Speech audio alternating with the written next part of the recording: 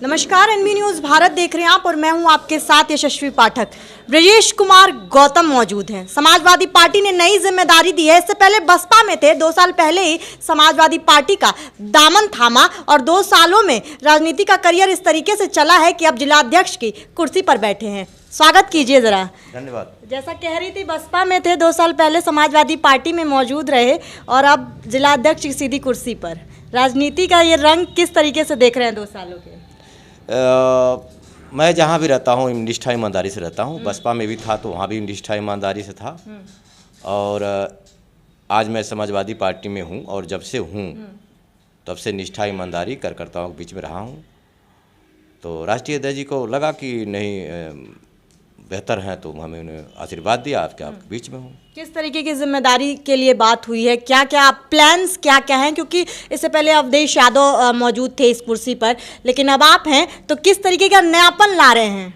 देखिए, हमारा राष्ट्रीय अध्यक्ष जी का जो सोच है उस सबसे पहले तो मैं उनको आभार प्रकट करता हूँ कि आपने गोरखपुर जैसे ज़िले में जो मुख्यमंत्री का गृह जनपद है जी। ऐसे बड़े ज़िले का उन्होंने जिलाध्यक्ष बनाया। तो मैं सबसे पहले आदरणीय राष्ट्रीय अध्यक्ष श्री अखिलेश यादव जी को अपने तरफ से, अपनी समाज की ओर से बहुत बहुत उनको धन्यवाद देता हूँ, बधाई देता हूँ। और मैं आपके माध्यम से भरोसा दिलाता हूँ कि 2024 का जो टारगेट है 2024 को जीतने के लिए, अपने जो मेरा कार्यक्षेत्र है उसको जिताने के लिए सभी जाति वर्ग धर्म के लोगों को एक साथ जोड़ करके लेकर चलने का काम करेंगे और 2024 में सफलता लेने की मैं पूरी कोशिश करूंगा और जिताऊंगा। जातिगत राजनीति की आपने बात छेड़ दी है तो उस पर आऊँगी, लेकिन उससे पहले चिल्लू पार से ताल्लुक़ रखते हैं आप। विनय शंकर तिवारी की हार होती है, वहाँ पर राजेश त्रिपाठी जीत जाते हैं। किस तरीके से ये ताना बाना देख रहे हैं? नहीं, देखिए, कभी कभी ऐसा समीकरण हो जाता है कि हार जीत का तो फैसला जनता करती है, लेकिन कई बार ऐसा होता है कि कभी कभी समीकरण आगे पीछे उलट जाते हैं, जिसके नाते कल चिल्लू पार ही नहीं, अब हमारे जिले में कई सीटें ऐसी हैं जो हमारे समाजवादी पार्टी के पक्ष में करीब से देख रहे थे चिल्लू पार, क्या लगता है क्या कारण रहा होगा हारने का? कारण जो अमूमन सभी जगह कारण वही कारण वहाँ भी हैं। और मैं कह सकता हूँ कि हम समाजवादी लोग क्योंकि जिस बात को हम बड़ी ईमानदारी, जो हमारे राष्ट्रीय अध्यक्ष जी ने जो काम किया उसके हमारे लोग हो सकता है ना पहुंचा पाए हों, और बीजेपी के लोग बहुत साजिश के तहत अपने कार्यों को पहुंचा लेते हैं, तरीके से पहुंचा लेते हैं। आपको भी लगता है आईटी सेल अच्छा है बीजेपी का?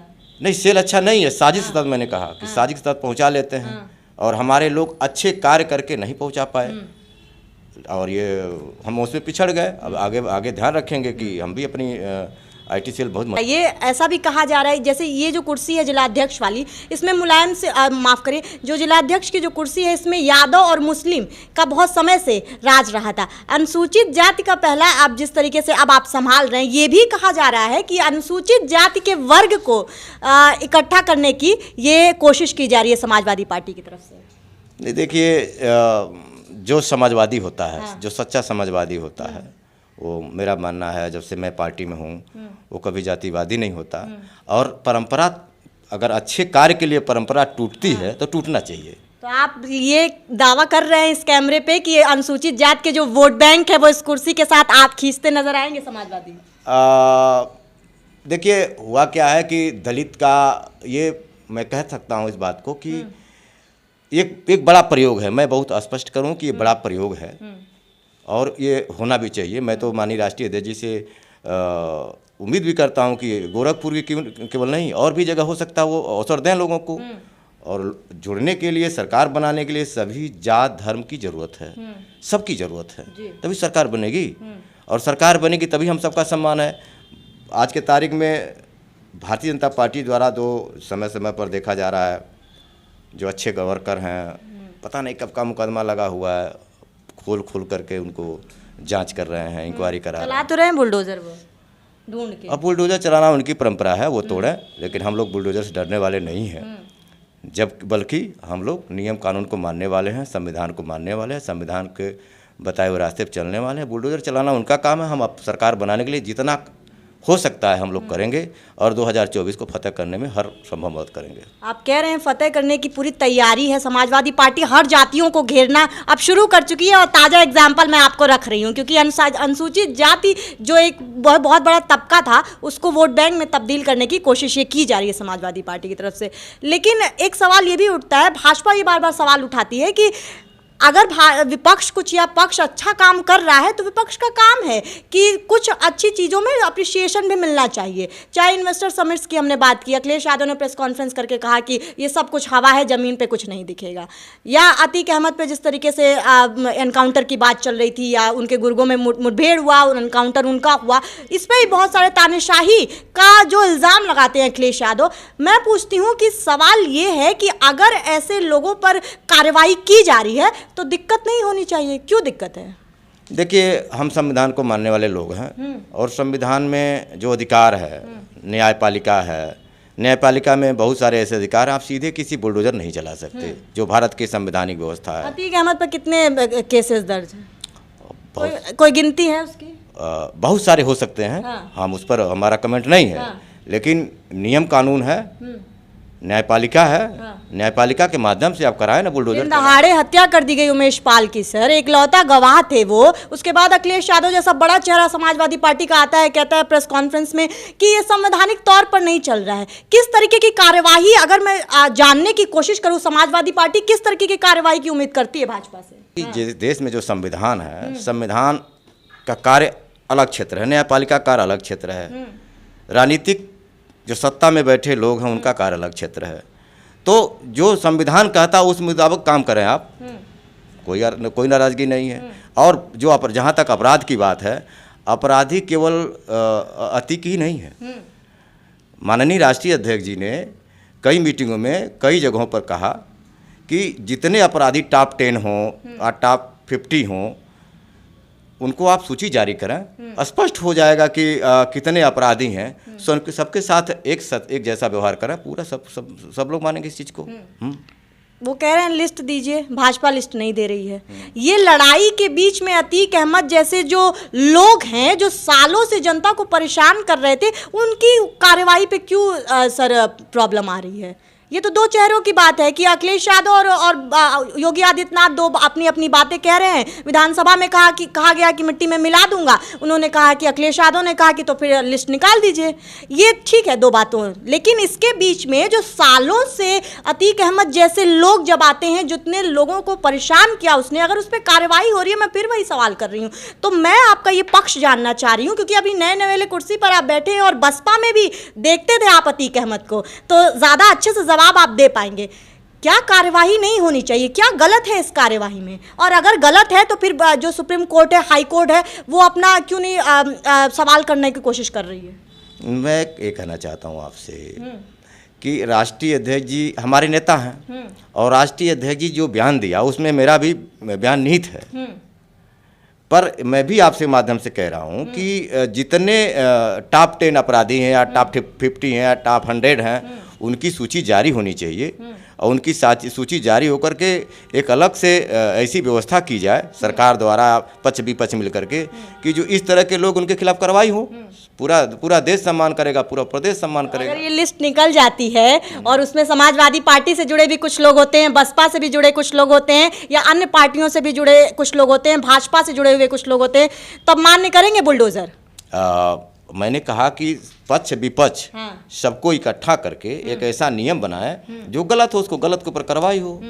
बुलडोजर को मान्य कर रहे हैं कि नहीं? नहीं, बुलडोजर विकल्प नहीं है।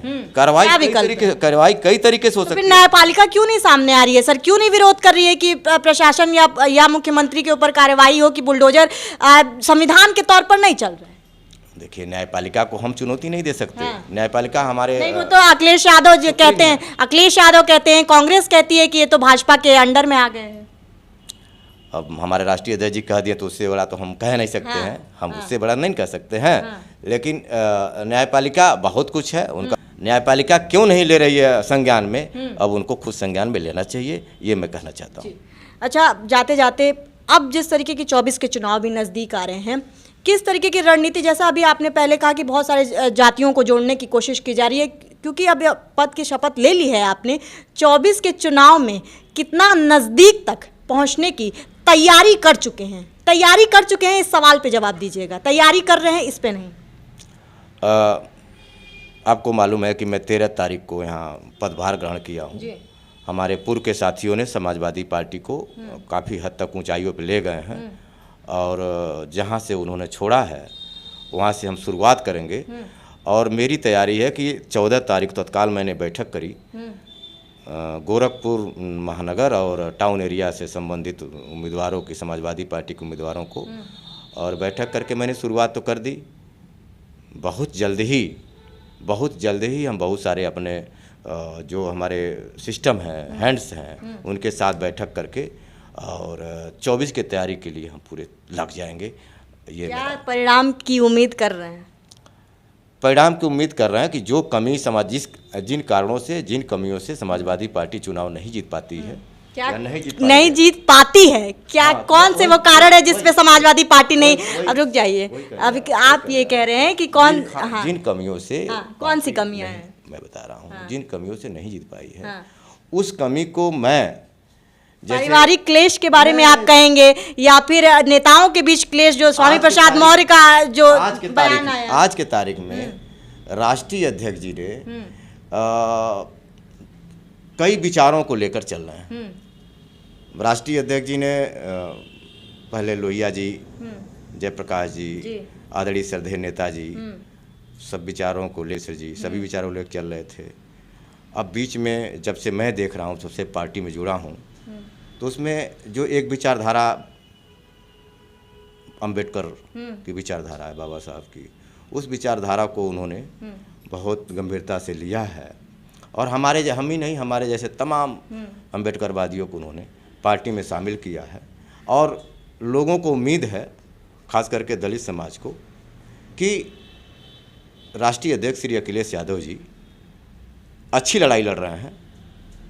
अच्छी नहीं, बहुत अच्छी लड़ाई कह रहा है कि पारिवारिक लड़ाई है। नहीं है, मैं भी नेताओं के बीच मैं भी कह रहा हूँ कि अच्छी लड़ाई लड़ रहे हैं। एक ऐसी लड़ाई जो संविधान बचाने की लड़ाई है, एक ऐसी लड़ाई जो आरक्षण बचाने की लड़ाई है, एक ऐसी लड़ाई जो नया अभी है, तो बहुत पुराना मुद्दा, लेकिन नया और तेजी से चल रहा है, जातिवार जनगणना।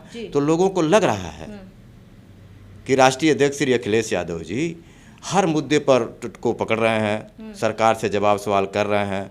नौजवान बेरोजगार जो हैं उनको नौकरी नहीं मिल पा रही है, उनके हक अधिकार की लड़ाई लड़ रहे हैं अलग अलग क्षेत्रों में। तो लोगों को लग रहा है कि अगर कुछ बेहतर कर सकते हैं तो सिर्फ राष्ट्रीय अध्यक्ष श्री अखिलेश यादव कर सकते हैं। इस नाते सभी जात धर्म के लोग उनसे जुड़ना चाहते हैं और जुड़ करके भारतीय जनता पार्टी को सत्ता से बेदखल करना चाहते हैं और राष्ट्रीय अध्यक्ष श्री अखिलेश यादव जी को फिर जब वक्त आएगा तो वहाँ पर कुर्सी विराजमान करेंगे। उससे पहले 2024 में एक बेहतर रिजल्ट आईना दिखाने जा रहे हैं, एक बेहतर रिजल्ट देने की हम कोशिश करेंगे। भाजपा ने जनता को ये कह दिया है कि जिस पार्टी में पारिवारिक क्लेश है, जिस पार्टी में स्वामी प्रसाद मौर्य और बड़े नेताओं के बीच में लड़ाई चल रही है, वो जनता की प्रॉब्लम्स तक क्यों नहीं पहुंच पा रहे हैं ना सर? वो पहले अपने घर की लड़ाई ठीक करें। घर की लड़ाई रही नहीं, अब तो पूरी दुनिया जान गई कि जहाँ शिवपाल जी अलग हुए, फिर चाचा जी वापस आ गए, अभी फिर साथ चल रहे हैं। ये लड़ाइयाँ अब कभी नहीं अलग होंगे, अब नहीं कभी अलग है। ये 22 के चुनाव के बाद जब अलग हुए तो फिर हुआ कि जुड़ेंगे नहीं। हम अपने सभी नेताओं से मिले हैं और पक्का इन्फॉर्मेशन दे रहे हैं आप? नहीं, हम ये कह रहे हैं कि जब हम सभी नेताओं से मिले हैं और सभी नेताओं का ये दर्द है कि ये जो अलग अलग हुए उससे सभी का नुकसान हुआ है। खास करके समाजवादियों को नुकसान हुआ है, जो उनसे जुड़े हुए लोग हैं उनका नुकसान हुआ है। तो अब कभी मैं ईश्वर से प्रार्थना करूंगा और कभी ना लोग अलग हों, इनों में सब इकट्ठा हो। अरुण राजभर का नाम सुने हैं? हाँ सुने हैं। कहे कि समाजवादी पार्टी में गुंडे हैं। अब वो रहे तो अभी ज्वाइन 2022 में तो भी मिलकर चुनाव लड़े थे। ओम प्रकाश राजभर के बेटे हैं और ओम प्रकाश राजभर भी मौका नहीं छोड़ते समाजवादी पार्टी की टांग खींचने का। भाई वो राष्ट्रीय अध्यक्ष जी के साथ उस रग मिल के चुनाव लड़े हैं और चुनाव लड़ने के बाद फिर क्या कहा उन्होंने सब जग जाहिर है। अब वो और भाषा बोल रहे हैं। यही क्लेश की तो बात है। ये और नहीं, ये जो अब जब तक तो ठीक उसमें ठीक थे, अब निकल गए तो दूसरी भाषा बोल रहे हैं। तो अब उसको गंभीरता से हम नहीं लेते। आप और समाजवादी पार्टी ओम प्रकाश को गंभीरता से नहीं लेते हैं और ना ही अरुण राजभर को गंभीरता से। ये बात हमारे राष्ट्रीय अध्यक्ष जी ने कह दिया है, मैं नहीं कह रहा हूँ। हाँ। हाँ। अच्छा, एक बात बताइए, अब आप इस बात को लेकर के आए हैं, तो समाजवादी पार्टी में आखिर विश्वसनीयता की कमी है कि नहीं? जब पार्टी में विश्वसनीयता की कमी है तो फिर जनता के बीच में कैसे विश्वास बनाएंगे? विश्वसनीयता किस विषय विश्वसनीयता? जितने बड़े चेहरे आप देखिए, ओपी राजभर की बात करते हैं, स्वामी प्रसाद मौर्य की बात करते हैं, अखिलेश यादव ने कह दिया भाई उनका इंडिविजुअल बयान है, हम तो साथ नहीं है। तो आखिर ऐसे अलगाव की जरूरत क्यों पड़ जाती है ऐसे बड़े नेताओं को? जब आदरणीय स्वामी प्रसाद मौर्य जी ने जो बयान दिया था, उस बयान पर देश की मीडिया ने राष्ट्रीय अध्यक्ष से पूछा था और उन्होंने बयान भी दिया था। और आदरणीय शिवपाल सिंह यादव जी ने, पार्टी में विश्वास है, उनका निजी मामला था। हाँ। और उस पर उन्होंने कहा कि तो आपको नहीं लगता है निजी मामला है और इतने बड़े लोग, इतनी बड़ी जनता के आप आहत किए गए इमोशंस को, तो उनको पद से हटा देना चाहिए? नहीं, क्यों हटा देना चाहिए? माननीय स्वामी प्रसाद मौर्य जी ने यही कहा है जो आप जानना चाह रही हैं। हाँ। तो उसमें अगर कहीं गलत है, मैं उसको नहीं कर रहा हूँ। आपके ही नेता समाजवादी पार्टी के विनय शंकर तिवारी का इंटरव्यू लिया था और उन्होंने कहा कि वो कंटेक्स्ट अलग है और स्वामी प्रसाद मौर्य को जाके पढ़ना चाहिए पहले, फिर बयान देना चाहिए। हाँ, सबका लोकतंत्र है, भारत में बड़ी अच्छी व्यवस्था है कि सब लोकतंत्र है। यही समाजवाद है कि बड़े खूबसूरती से एक दल में रहते हुए और बड़ी खूबसूरती से, चाहे आदरणीय अलग अलग जात के, अलग अलग धर्म के, अलग अलग विचारधारा को मानने वाले, इतनी आज़ादी तो है समाजवादी पार्टी में कि समाजवादी पार्टी के लोग एक झंडे के नीचे रह करके और अपनी अपनी बात कह रहे हैं, तो आज़ादी होनी चाहिए। तो फिर अगर कहीं लग रहा है कि नहीं इस लाइन में गलत है, उस लाइन को मैं नहीं दोहराना चाहता, मेरा पहला इंटरव्यू आपके साथ है ना चाहता, लेकिन अगर लग रहा है कि कहीं यहाँ पर गलत है, तो हमारे देश में तमाम धर्माचार्य हैं, सभी धर्मों में सभी धर्माचार्य हैं। अगर लग रहा है कि नहीं यहाँ कुछ गलत है, तो हम बैठ करके समाधान कर सकते हैं, उसमें गलत क्या है? गलत अगर है तो समाधान होना चाहिए। और इस बात को तो शिखर के जो, आपका क्या पक्ष है, गलत है कि सही है? मैं तो कहूँगा कि मैं राजनीतिक होने के नाते सभी धर्मों का आदर सम्मान करता हूँ, सभी धर्मों का, लेकिन समाज में जीने का हमें भी अधिकार है, हक है। ये दो बातें कर दी हैं, विरोधाभास है आपकी बात में। सुनिए, सम्मान से जीने का हमें भी हक अधिकार है। उस लाइन में अगर आपकी नज़र से गलत है, अगर उस लाइन में आ रहा हूँ मैं, उस परिधि में मैं आ रहा हूँ, तो मेरे लिए भी तो गलती होगा ना। उस लाइन में अगर आ रहा हूँ तो पहला लाइन शूद्र, तो उस लाइन में तो मैं आ रहा हूँ ना। तो भाई हमें अगर अपमान होगा तो उस चीज़ को स्वाभाविक है, हमें क्या लगता है बदल देना चाहिए? बदलने की बात मैं नहीं करी, सुधार बदलना अलग चीज़ है। संशोधन किसी चीज़ की अगर कहीं जरूरत है संशोधन की, नहीं, अगर ये हम नहीं कह सकते, धर्माचार्य लोग हैं, बड़े बड़े धर्माचार्य हैं। हाँ, धर्माचार्यों को बैठ करके आपस में देखना चाहिए कि अगर गलत है तो उसमें सुधार होना चाहिए। भारतीय संविधान में अनेकों बार सुधार हुए हैं, 100 बार से अधिक सुधार भारतीय संविधान में हो चुके हैं। तो अगर कहीं परिवर्तन और सुधार ये तो ऐसी चीज़ है कि होता है, उसको होना चाहिए। और कभी किसी ज़माने में हम लोग बैलगाड़ी से चल के चलते थे, आप भी चलते थे। आज के दौर में हेलीकॉप्टर या चारपहिया बहुत तेज़ी से लोग भाग रहे हैं। तो प्रकृति का नियम बदलाव होना चाहिए। अगर कहीं खामियां हैं तो हम धर्माचार्य लोग हैं, बड़े बड़े धर्माचार्य लोग हैं और साधु संत हैं और बहुत सारे लोग हैं, कहीं अगर उनको लग रहा है खामियां तो उसमें बैठ करके विचार विमर्श करके सुधार होना चाहिए। आखिरी में जाते जाते ये बताइए, बसपा का दामन छोड़ा क्यों? क्या लगता है लोकसभा में, और अखिलेश यादव भी ये सवाल उठाते हैं कि जैसा विधानसभा में उन्होंने कहा कि मायावती को बचाया जा रहा है इसीलिए, और मायावती वोट काटने का काम भी करती हैं। तो अब आप क्योंकि बसपा में करीब से देख रहे हैं, तो क्या लगता है मायावती वोट काटने का काम करती हैं समाजवादी पार्टी का? पहला सवाल। सवाल नंबर 2 कि क्या बसपा का कुछ अब आधार रह गया है चुनाव में, खासतौर पर उत्तर प्रदेश के? देखिए, 2009 में मैं बहुजन समाज पार्टी का जिला अध्यक्ष हो गया, चला और काफ़ी हम बेहतर ढंग से काम किया और जो हमें जानते हैं और ठीक से जानते हैं, मैं बेदाग नेता हूँ, कोई दाग नहीं लगने दिया। 2011 के लास्ट में पहले हमें बसपा के नेता ने हमें उम्मीदवार बनाया बांसगांव विधानसभा से और खूब मैंने मेहनत की, चुनाव जीतने की स्थिति में आ गया। क्या स्थिति बनी, उन्होंने मेरा टिकट तो मिला नहीं था, लेकिन जो उम्मीदवार बनाया था उन्होंने हमें उम्मीदवार से वापस कर लिया। फिर खैर कोई बात नहीं, चलता रहा और अंत में ये स्थिति बनी कि जब तक बाबा साहब अम्बेडकर, हम लोग बाबा साहब अम्बेडकर के विचारों से जुड़े हुए लोग हैं, मानवर श्री कांसीराम जी के विचारों से जुड़े हुए लोग थे, और जब तक आदरणीय बहन जी उन विचारों पर चली तब तक सारे नेता उनके साथ रहे।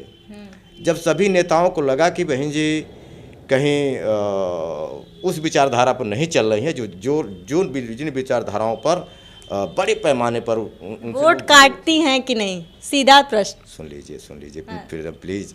तो वो उन विचारधाराओं पर नहीं चल, यही कारण है कि आज बड़े पैमाने पर वहाँ से लोग निकल करके एक चीज़ अच्छी बात बताऊँ आपको कि जितने भी बीएसपी से निकले हैं वह एक भी बीएसपी के नेता भारतीय जनता पार्टी में नहीं गए हैं। उनको ये लगा कि भारतीय जनता पार्टी को अगर बहुजन समाज पार्टी नहीं रोक पा रही है तो उसमें लड़ाई लड़ने में एक नंबर पर अखिलेश भैया आ रहे हैं, तो श्री अखिलेश यादव जी के साथ जा कर के भारतीय जनता पार्टी को रोकने के लिए बड़े पैमाने पर वो आज भी आए हैं और आगे भी आते रहेंगे। दूसरा जो आपका सवाल था कि वोट काटती हैं कि नहीं, ये जो अलग अलग उम्मीदवार बनाए जाते हैं तो जहाँ पर समाजवादी पार्टी के जिताऊ उम्मीदवार होते हैं कुछ ऐसा समीकरण पैदा कर दी जाती है। अखिलेश जी के बोल हैं कि भाजपा की बी टीम बसपा है।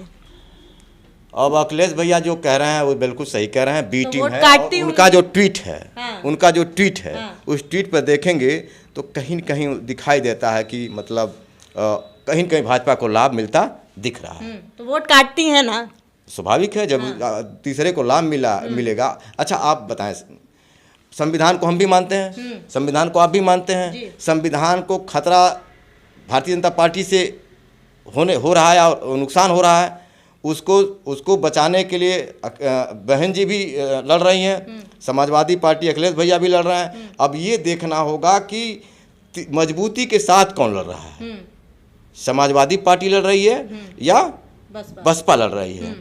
अब डॉक्टर अंबेडकर को मानने वाले, संविधान को मानने वाले ये इस चीज़ को देख रहे हैं कि जो मजबूती के साथ भाजपा को रोकेगा उसके साथ जनता जाएगी। तो आधार है बसपा का कुछ? दूसरा सवाल नंबर 2, उत्तर प्रदेश में कुछ आधार देखते हैं? आधार तो या फिर वही वाला आधार तो तेजी से खसक रहा है, बहुत तेजी से खसकता चला जा रहा है। कहीं कोई संभावना तो नहीं बन रही है बुआ भतीजा और चाचा के मिलन की? ये हमारे लेवल की बात नहीं मैडम, ये हमारे से बहुत ऊपर लेवल की बात है और ये फैसला ऊपर वालों का है, ऊपर बड़े नेताओं का, वहाँ तक हमारा लेवल नहीं है। जी, सुन रहे थे आप बेबाक इंटरव्यू, और जिस तरीके से इन्होंने कहा कि बसपा ना सिर्फ वोट काट रही है और वोट काटने के साथ साथ जो काशी राम की जो विचारधारा है, जो अंबेडकर की विचारधारा है, उसमें मजबूती से खड़ी भी नहीं उतर रही है। वहीं अगर बात करूं समाजवादी पार्टी की तो 2024 के लिए तैयार है अखिलेश यादव, और जब युवा चेहरे को गद्दी दे दी जाती है तो एक युवा सोच के साथ आते हैं, नए प्लान्स के साथ आते हैं। अब देखना होगा 24 के चुनाव में किस प्लान